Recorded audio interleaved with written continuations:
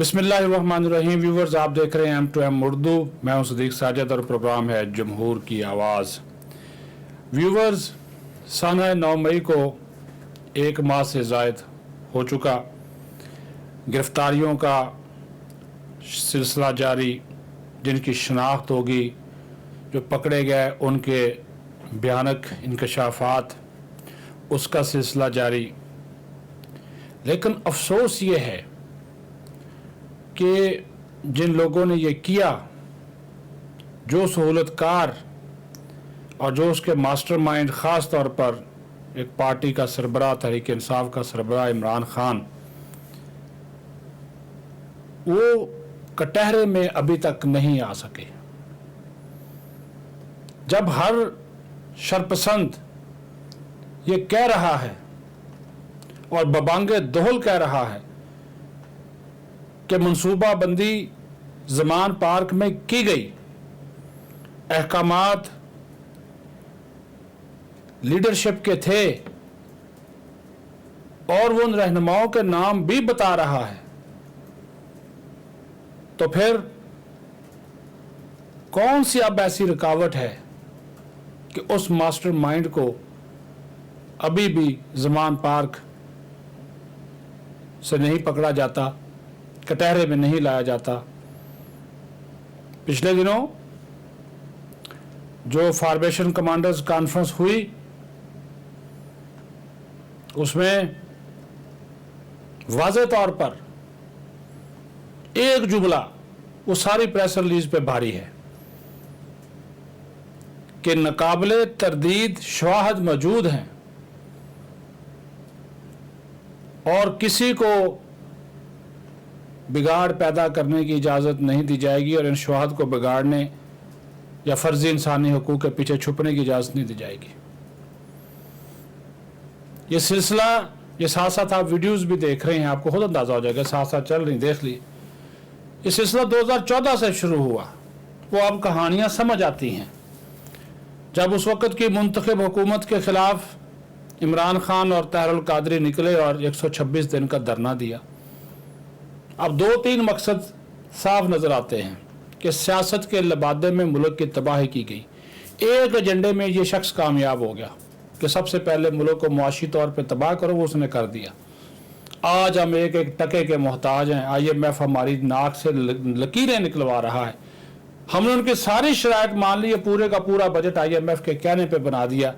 अभी भी वो कहते हैं जी कि हम इसका जायज़ा लेंगे। सारा बजट हमने उनको भेजा।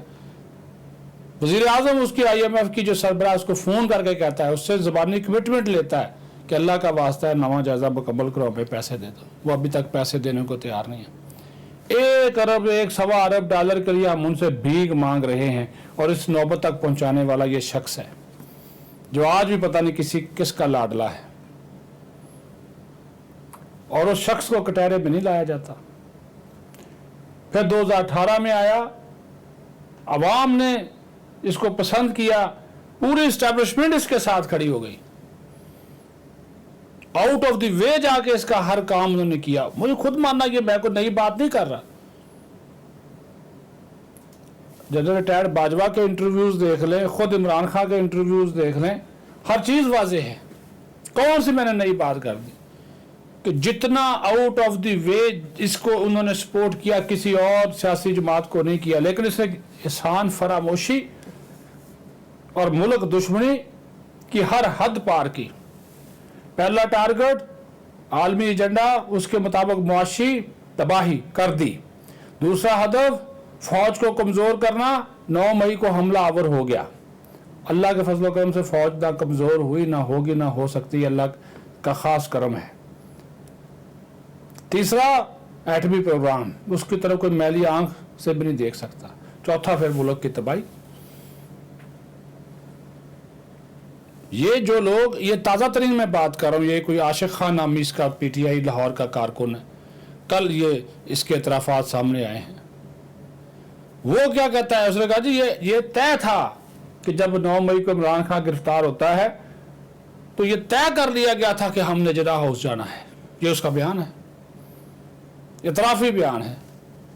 और इसकी हदायत हमें ज़मान पार्क से मिल रही थी। जब से इसकी हुकूमत गई, पाक फौज के खिलाफ हमारी जहन साजी की जाती रही, हमारे जहन में फौज पाकिस्तान से नफरत को उबारा जाता, और इसी वजह से उन्होंने कहा कि हमारे जहनों को फौज से नफरत की तरफ मोड़ा गया, और फिर अब जना हाउस चले गए, इस पर हमलावर हो गया।